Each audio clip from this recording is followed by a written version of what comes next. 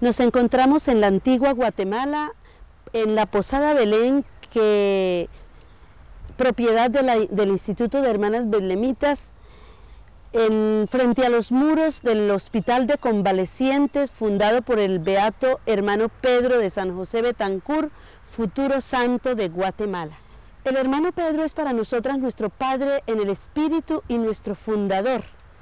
Inspira todo nuestro quehacer y nuestro hacer, puesto que Él nos ha regalado el don del carisma y de la espiritualidad para nosotras vivir nuestra vocación, responderle a Jesús en el llamado que nos ha hecho y realizar la misión que Él nos confía. Dios le regaló al hermanito Pedro el don, el carisma de conocer, contemplar y amar a Jesús en dos momentos especiales de su encarnación, Belén y la cruz. Esa contemplación transformó su vida, esa contemplación lo inflamó de amor y de anhelo de entregarse en servicio a sus hermanos, especialmente a los más débiles, a los más pobres y a los más necesitados. A lo largo de los siglos, la comunidad betlemita, sus hijas especialmente, hemos tomado ese regalo que Él nos dejó en herencia y hemos hecho todo lo posible para mantenerlo vivo, fortaleciéndolo con nuestra propia respuesta. En primer lugar, la fundación misma del instituto. La orden betlemita femenina nació en 1668, un año después de muerto el hermanito Pedro, pero por inspiración suya. Él había querido siempre que así como había hermanos que cuidaban a los enfermos convalecientes, hubiese hermanas, mujeres, que cuidaran a las convalecientes. Al año de muerto el hermanito Pedro, el fray Rodrigo, que fue su sucesor, toma la iniciativa, arrienda primero y luego compra la casa contigua al hospital, y allí empieza la orden femenina con el nombre de Beatas de Belén. Luego en 1820 nace providencialmente una mujer, Vicenta Rosal, de Quetzaltenango, y es muy bello y muy relevante este hecho porque fue el mismo año en que las Cortes de Cádiz dieron la orden de extinción para la orden masculina.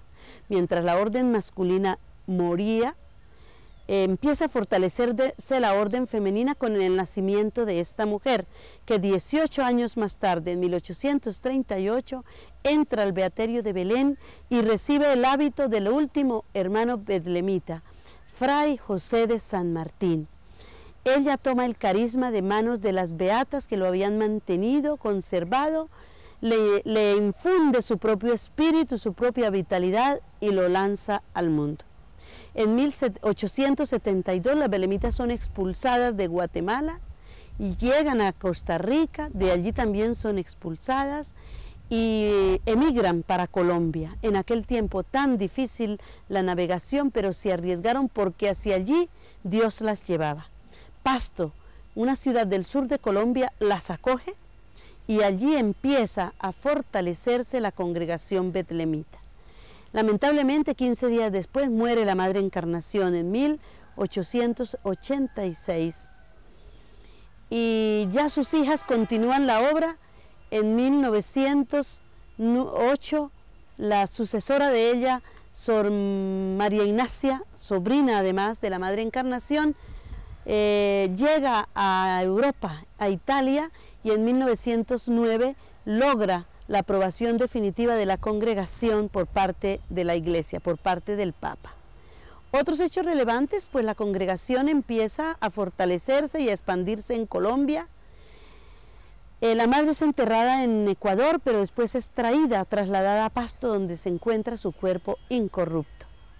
En 1980 es beatificado nuestro padre fundador, el beato Pedro de San José Betancur. En 1997 es beatificada nuestra Madre Encarnación y hoy nos encontramos a las puertas de la canonización, del reconocimiento oficial de la exaltación de la santidad del hermanito Pedro, nuestro fundador. Entre muchos hechos, creo que estos hechos son de los más relevantes de la congregación. Para nosotras esta es como la casa madre, si así podemos hablar, puesto que aquí vivió el hermanito Pedro. Estos son los muros del hospital que él construyó. Aquí se encuentra la casita, el sitio donde estaba la casita de María Esquivel, donde él inició su obra, y se encuentra también el lugar donde él entregó su espíritu, donde él murió el 25 de abril de 1667. Esta Posada Belén, Hospital de Belén como se llamó, al ser expulsados todos los religiosos, pasó a manos del gobierno. Luego se la regalaron, se la donó el gobierno a un licenciado Rafael Pérez de León, gran arquitecto, creo que ha construido el Palacio Nacional y otras obras grandes, y él lo empezó a trabajar como la Posada Belén, un hotel conocido como la Posada Belén, hasta después de 1947, cuando la congregación regresó a Guatemala, le fue ofrecida la posada y la congregación la compró nuevamente, y hoy es un sitio de enriquecimiento espiritual para todos los peregrinos, para todos los ejercitantes, para todos los que quieren venir a realizar aquí su encuentro con el Señor a través de diferentes asociaciones católicas. Me preguntarán por qué si aquí es la casa madre, no está la casa general. La casa general se encuentra en Colombia, porque allí fue donde se fortaleció la congregación, porque en América del Sur es donde están la mayoría de las comunidades betlemitas, hoy extendidas por toda América Central, pero acá solo entramos en 1947 nuevamente. Bueno, empecemos por la India. Estamos en la India, donde una de las provincias, la provincia de la India, lleva el nombre Hermano Pedro. Hoy en la India todo el mundo lo conoce, lo venera, lo exalta como santo gracias a la presencia de las betlemitas allí. Estamos en Camerún, África, estamos en Italia, en España, en Estados Unidos, en México, en Guatemala, Nicaragua, El Salvador, Costa Rica, Panamá, Venezuela, Colombia y Ecuador, con muchas proyecciones de futuro, pidiendo a Dios que haya muchas jóvenes que quieran responder como betlemitas al llamado de Dios para poder extender aún más las huellas de Pedro por el mundo. ¿Cómo se manifiesta? Nosotros hemos tomado sobre todo en la línea de la educación. Las betlemitas somos educadoras en cualquier ámbito que trabajemos. Tenemos colegios para niñas, colegios mixtos, hogares para niños o para niñas huérfanas, hospitales, obras sociales y parroquiales y obras misioneras. Yo pienso que toda la vida de Pedro de Betancur en sí debe ser una inspiración para la mujer latinoamericana y concretamente para la religiosa o para quien anhela entregarse como Pedro al servicio de sus hermanos. Pero específicamente yo creo que un hecho de inspiración es el amor que sintió Pedro de Betancur por los niños pobres y desprotegidos.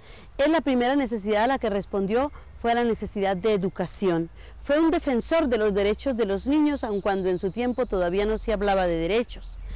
Podemos decir que el hermano Pedro fue el rostro materno de Dios para los más débiles, para los más frágiles, para los más necesitados, entre ellos los niños.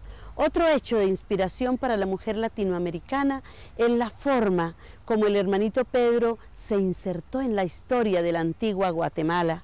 Él no fue un místico espiritualista, él fue un místico de Dios muy aterrizado en la realidad de la antigua que él tuvo que vivir.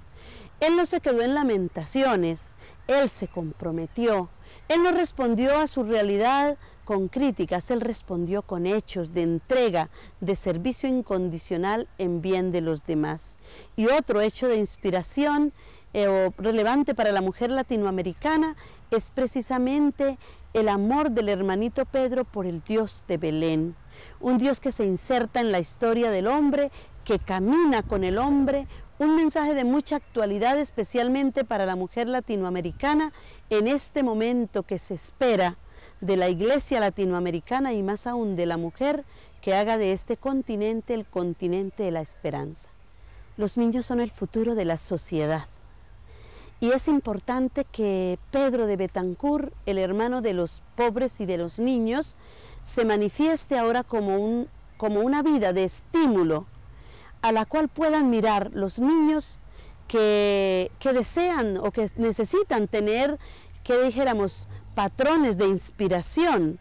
Lamentablemente la sociedad materialista en la que estamos viviendo, y perdonen, de los mismos medios de comunicación, les están presentando unos modelos que no tienen nada que envidiar.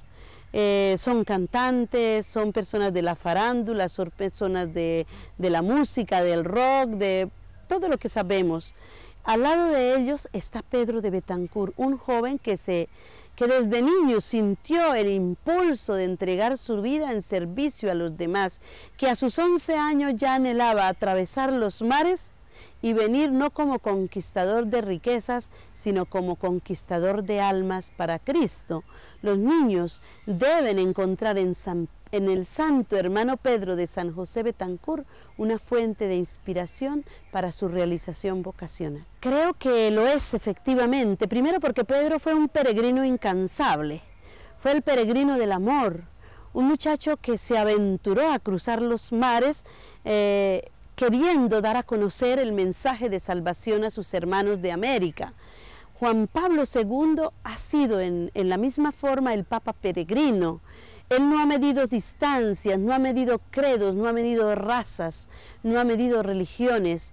A él le ha importado llegar donde hay un rostro humano para anunciar a Jesucristo. Son dos peregrinos del amor que hoy invitan a todos los peregrinos que llegarán a Guatemala por la canonización del hermanito Pedro, a que fortalezcan su fe, a que aviven su esperanza y a que acrecienten su amor y su ilusión en una sociedad nueva, fundamentada en la justicia, en la solidaridad y en la misericordia.